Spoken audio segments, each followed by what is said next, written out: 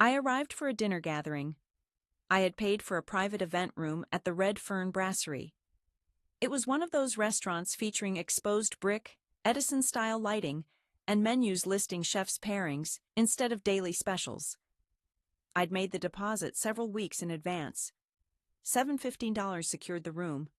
An additional $1,000 was for the shared family meal.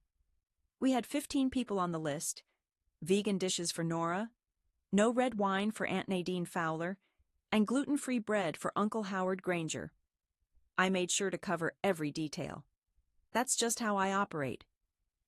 As soon as I pulled into the parking lot, something seemed amiss. There weren't any recognizable vehicles, no sounds, no sign of Nora honking at the wrong moment, or my father's pickup taking up 2 spots. It was just the stillness of an unusually quiet Saturday. I checked my phone again to confirm. Saturday. 6:30 p.m. at the Red Fern Brasserie. Anticipating everyone's arrival, I reread my mother's message from a month earlier. She had replied the week before the dinner. The time on my phone read 6:34 p.m. I knew I was correct. I arrived right on schedule, feeling foolish for being so punctual. Once inside, the hostess barely glanced in my direction. "Ellis gathering?" I inquired, struggling to sound calm. She hesitated for a moment and then checked her list. "Right, yes," she nodded. "That group was here yesterday evening, Wednesday. They hosted a large party and even brought along place cards and a cake." "Everything looked beautiful," she added. A cold shock ran through me. "No, that can't be," I stammered. "It's supposed to happen tonight. I personally made the booking myself." She cocked her head gently. "I'm sorry, ma'am. I'm just following what's written. Your group was here, 15 people." My jaw dropped, but I couldn't muster any words. Only a brittle, hollow laugh escaped me, the kind that stings as I let it out. I walked out the door and dialed my mother. "Hi, sweetie," she answered, sounding annoyingly upbeat. "Where is everyone?" I pressed. There was a pause. Then my mother gave that flippant, airy laugh she uses when she's at fault, but chooses not to confess. "Oh, darling, it was the day before," she said breezily. "We assumed you weren't planning to show. But don't worry, we've put some food aside for you. We'll swing by and deliver it." I didn't utter a farewell. I kept silent, simply gazing at the pavement with my phone still clutched in my hand, while behind me, the glow from the Red Fern Brasserie shone off the glass door I'd never been permitted to enter. As I stood there, I couldn't help wondering whether they had overlooked me or intended for me to notice. Being excluded by them was nothing new to me. Far from it. In fact, this was just the first time they didn't even bother to hide it. That absence of pretense was what hurt more than anything. No explanations, no fabricated crises, no uncomfortable postponements, only quiet and some saved leftovers. In my childhood, I'd believed that being the dependable one was a virtue. My full name is Rachel Weldon. I am the eldest daughter. I live far from here. I avoid causing trouble and rarely ask anyone for anything. That's the version of me they all know. That's how they would describe me. At least, Nora would. She was the glowing one, the youngest, always needing a bit of a boost to get started. So, I stepped in. The first occasion was just after graduation when my sister Nora couldn't cover her rent. My mother Linda called me, sounding anxious. She was giving it her all, my sister Rachel. She just needed help for this single month. That evening, I sent $450 her way. That supposed month stretched into 11 months. After that came her auto insurance. Next came a short-term phone charge. Then there was the cost of tuition for a massage therapy class that my sister never completed and never paid me back for. Whenever I carefully mentioned it, only softly, I got the same reply each time. "You're so hung up on money. She's your sister. I'm doing better than she is. Why does it matter who pays what?" Yet I truly wasn't counting pennies. I felt like I was pouring myself out while they chose to look away. At Thanksgiving, I emptied out my savings to buy presents for everyone. I wasn't hoping for much, maybe just a card. Instead, what I received was a box of peppermint bark and a family photo in a gilded frame. I was left out of the picture. Nobody seemed to notice this. 3 years ago, my sister messaged me at 9:45 p.m. with an urgent request. Our dog, Scout, had swallowed a sock. The vet expenses came to $7.15 and she asked if I could help. Without hesitating, I transferred the money right away. By the following morning, she'd posted a story. Fresh manicure, mimosas at brunch, and a man's tattooed hand resting on her thigh. Her caption read, "Soft life season." I forwarded the story to my mother. Linda wrote back, "You're always so sensitive. Nora's just trying to enjoy her life." Nobody wondered whether I could handle the expense. No one checked if things were all right with me. Even when my father missed the property tax deadline and received a lien warning about our home, I was the one who discreetly resolved it with an online transfer from my emergency savings. Raymond never even offered a thank you. He only sent a text saying it was taken care of. There's one evening that lingers in my mind, the time I discovered what their true feelings about me were. That was after I wired Nora Ellis $1,000 to help out with a check that bounced and an impending utility shutoff. I was in Havenwood for a visit. I headed downstairs late at night to get some water and overheard voices coming from the living room. Nora is obsessed with making herself the victim. It's honestly pathetic. My mother, Linda, I understand. She acts like our rescuer just because she covers things financially. My father, Raymond, with a laugh, says, "Let her foot the bill. She doesn't have a husband. What else will she do with her cash?" Nora again with a smirk. She believes we'd collapse if she weren't here. Seriously, if she were gone tomorrow, I wouldn't even care. I stood rooted in the hallway, clutching my water glass, my heart thudding. They had no idea I was standing there. Or maybe it simply didn't matter to them. The following morning, my mother flipped pancakes with blueberries as if everything was perfectly normal. I chose not to bring anything up. I kept a polite smile during breakfast and got back on the road to Tacoma before I had lunch. I didn't go no contact at that point. I should have. But then Nora texted me the following Monday. "Rachel, I don't have enough for rent. This is the last time, I swear. And I transferred the money because that's what I always did." That was the person I had always been. Up until the night at the Red Fern Brasserie, I believed things were still under control. But there I was, standing in a mostly deserted parking lot after an Ellis gathering of 15 people had eaten at my expense. That was when it became clear to me that it wasn't just a lack of gratitude. It was that they'd realized using me was simpler when I wasn't around.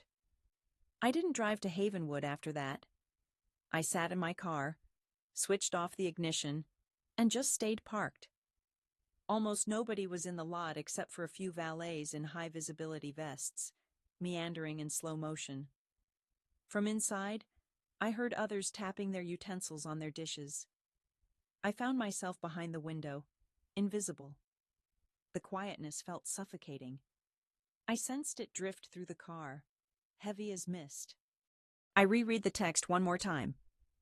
Saturday, 6:30 p.m. The Red Fern Brasserie. My mother had sent it.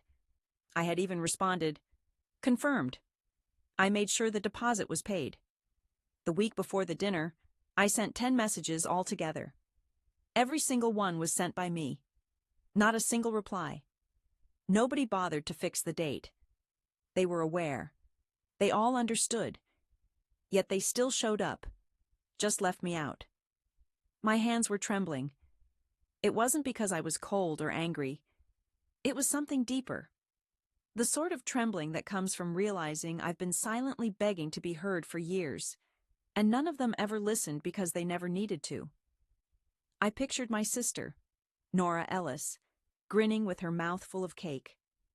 I saw my mother fussing with the seating cards, and my father lifting a drink for a toast I never heard. I would never hear it from them, and I came to understand that I was never truly invited. They included me only when I could serve a purpose.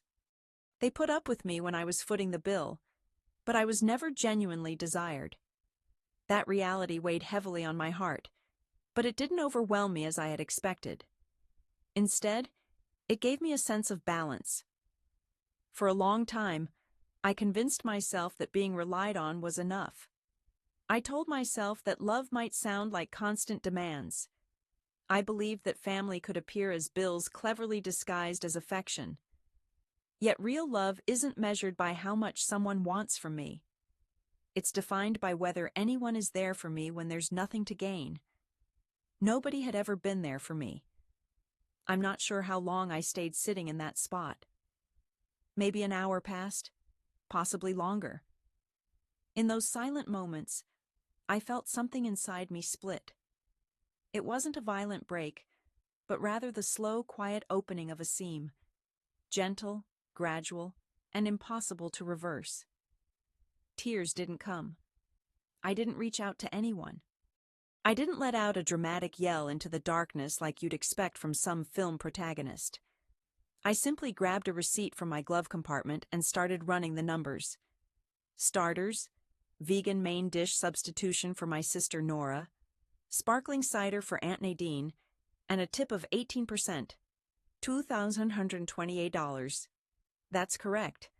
I fixated on that amount until it was practically etched on my retinas. The next day, they would find out how it felt when the one they overlooked suddenly refused to keep quiet. And I already had my plan. The following night, I dropped a message in our family group chat. It was brief, just a dozen words. I planned to be at my mother's house at 6:30 p.m. I had something for everyone. No one inquired about what it could be. Naturally, they didn't. Questions were never directed at me anyway. At 6:58, I eased my car into the driveway. The front light glowed. Peering through the windows, I could make out figures drifting around the living room. My sister Nora was on her phone. My father Raymond sat in his recliner, and my mother Linda fussed with the throw pillows as if guests were arriving. When I walked in, everyone glanced up, but words of apology didn't come. No one even showed any sign of shame. "Hi, honey," my mother greeted me. "We weren't sure if you were still bothered." I kept quiet. Instead, I took a seat and set a bulky white envelope on the coffee table. Nora peered closer. "What's that?" "It's an invoice," I replied, keeping my voice even. "For the dinner. The event you all hosted while excluding me." Raymond let out a short laugh and leaned forward. "You can't be serious." "I am," I said. Linda's smile grew taut. "Are you actually expecting us to reimburse you?" "No," I replied, leaning a bit closer. "I'm giving you the choice, since from now on, any favor you want from me will come with a price." Silence filled the room. Even my sister Nora lowered her phone. My father's tone grew firmer. "This attitude has to stop. We're family." "Are we?" I asked the question. This was the very same family that had deliberately left me out of a reunion, even though I was the one who covered the expense. It was the same group of relatives who had taken a toll on me both financially and emotionally over the years. Nora rolled her eyes at me. "No one forced me to pay," she said.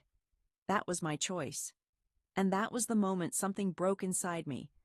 Not just a hairline fracture, but a complete snap. I got to my feet. "All right then," I replied. "Let's actually address everything nobody supposedly made me do." I pulled a second folder from my bag. It contained a printed document, with every entry carefully organized by label and date. I pointed directly at my sister. "No one told me to cover your rent for 11 months, or to pay off your overdraft fees, or your unsuccessful tuition deposit." I turned toward my mom. "No one said I should pay off your overdue property taxes, or foot the bill for your birthday cruise after you claimed my dad forgot about it." Then I turned my gaze to my dad. No one asked me to grab groceries when my mother said her knee ached so badly that she couldn't get up. Be careful, my father warned, his tone sharpening. Well, I'm just beginning, I shot back. I placed the folder down on the coffee table and flipped it open. Inside were receipts, wire transfer records, cash trail screenshots, and autopay proofs. Everything. And what exactly is this? My father demanded. Proof, I responded. A record of every exchange, every cent, because 4 days prior, I was notified of potential fraud. Apparently, somebody applied for a fresh credit card using my name. I froze in place. I contacted the issuer, and they're now treating it as an identity theft case. The delivery address led straight to this house. I locked eyes with my sister. And the purchases? An Electra smartphone and a trip to Tranquil Escape. Interesting how I wrote about each on social media. I said they were a present from someone. My mother parted her lips, but no words emerged. My sister Nora rose quickly from her seat. You really can't be serious about this. Actually, I am, and I'm doing it because it's finally within my power, I said. For the first time, nobody had a witty response. Everyone remained still. I noticed Nora's arms were folded, and now her jaw was tight. That familiar little grin of hers had faded, if only a bit. I thought we were done here, she blurted out, louder than needed. It's not really a huge issue. You always come through for everyone. Why does it even matter if the card used my name? That was it, her admission, blunt and unrepentant. My mother interjected, her voice quivering. She panicked, Rachel. It was a single accident. Do you realize the amount of stress she's carrying? Enough, I said, cutting her off. My father stood up. Are you honestly going to have your sister locked up for this? No, I answered. But I do want her to understand that she can't use family as a shield any longer. I took the folder and removed the completed signed police report. I filed this with the authorities yesterday morning, I said, setting it softly on the coffee table. It was already in the records. I had received a confirmation phone call from a detective earlier today. Nora's face lost all its color. Are you completely serious? My mother looked as if she'd just been hit. You're tearing this family apart. No, I told them. I was refusing to let it go on tearing me apart. There were no raised voices, no doors slammed, just the gradual collapse of a narrative they'd always shaped. For the first time, I recognized fear in their eyes. Maybe it wasn't fear of going to jail, but of being found out. They understood that I was resolute now, and even more, they realized I was truly capable. My sister Nora suddenly let out a sharp, brittle laugh. So, is it money you're after? A check? Sure, I'll return your money. No, you won't, I murmured. Because this goes beyond just the money. This concerns all the years you took advantage of me and insisted it was love.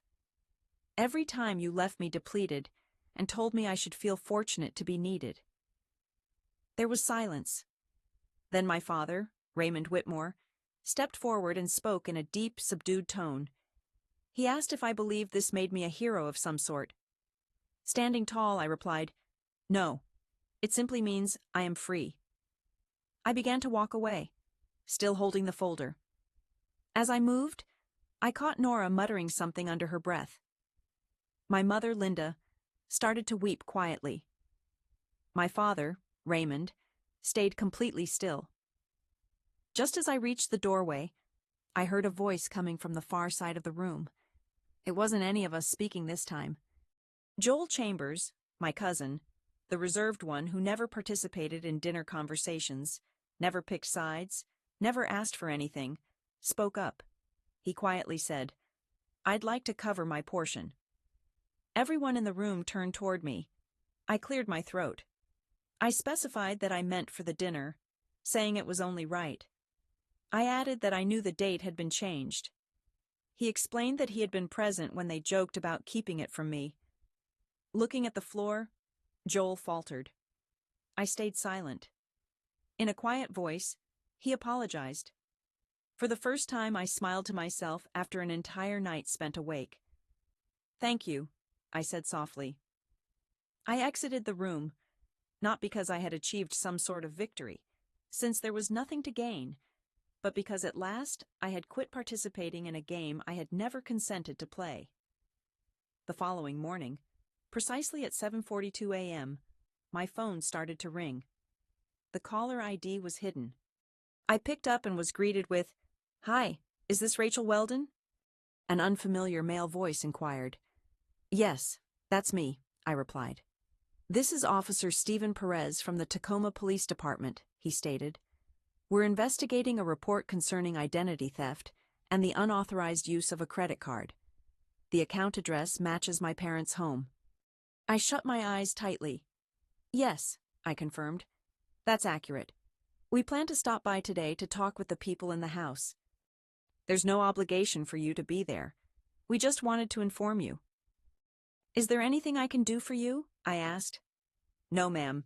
You've already done what was needed," he reassured me. "We'll handle the rest from this point." He disconnected the call. I remained seated at the edge of my bed. For a long while, I just gazed into the quiet. For the first time, I wasn't bracing myself for the sound of the doorbell. I wasn't anxious about anyone's reaction because it no longer fell on me to handle the situation. Later on, my mother left me a voicemail. Linda rarely ever leaves voicemails. "Rachel," her voice came out taut, as if she was holding back fear.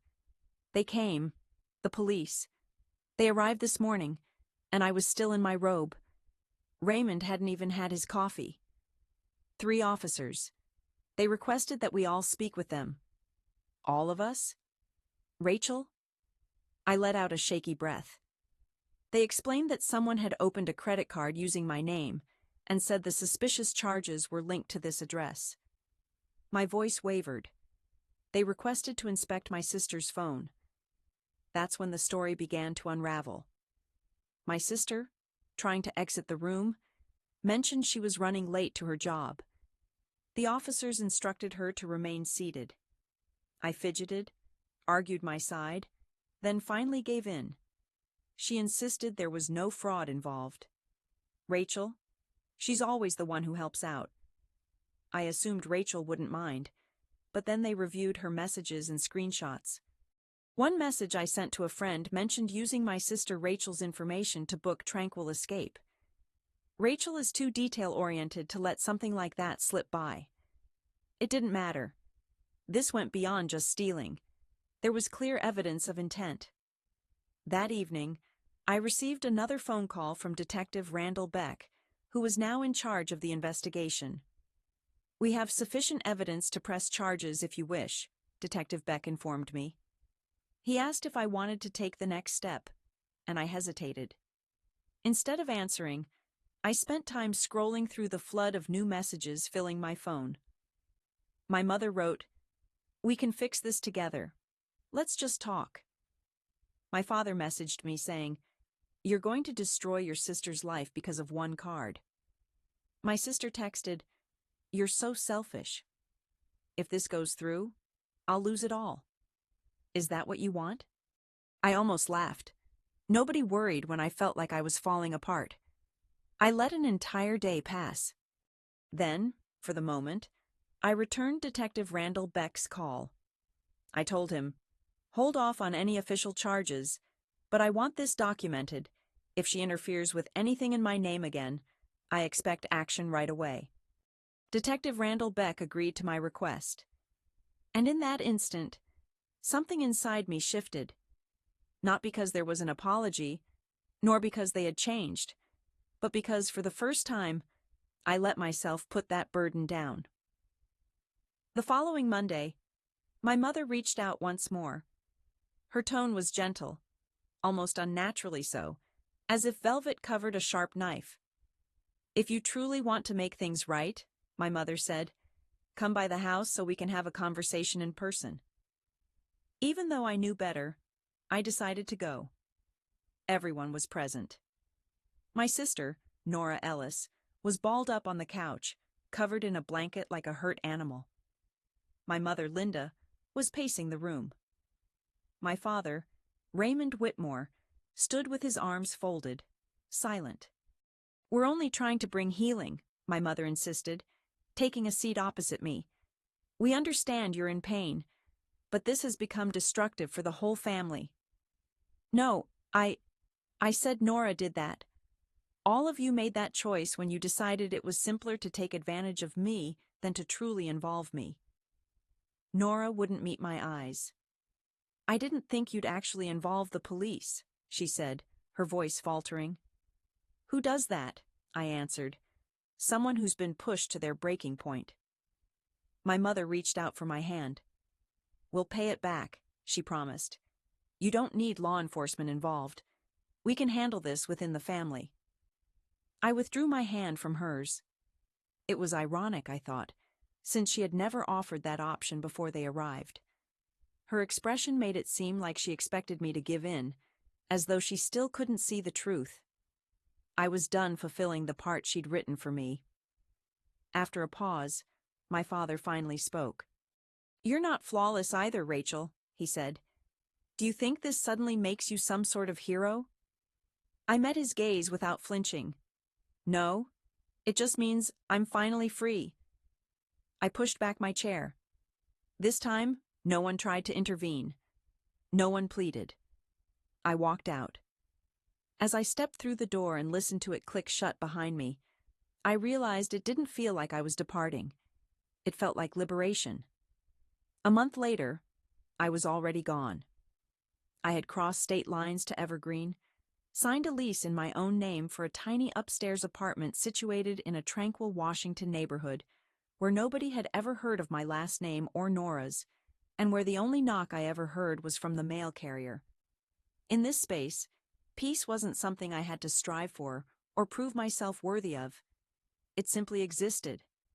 I spent my initial weekend assembling flat-pack furniture, quietly enjoying coffee, and watching the dawn break through spotless glass. There were no demands placed on me, no shame or obligation, just air in my lungs. Then, 5 weeks in, a letter was delivered.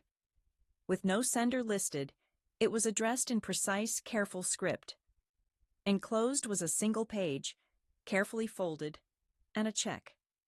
The message read, "I don't imagine you'll forgive me, but I appreciate you finding the bravery I never could. Joel. I took care of half the dinner costs at Soltrazio. I never deposited the check. There wasn't a reason to. He wasn't in debt to me. Yet he noticed what I'd done. That was sufficient. As for the others, they never contacted me again. Not during Thanksgiving. Not when my father, Raymond Whitmore, underwent an operation. Not even when Nora lost her position. I only discovered that through a cousin's update on Facebook. And all that quiet. Before it felt like a sentence. Now it's as natural as breathing.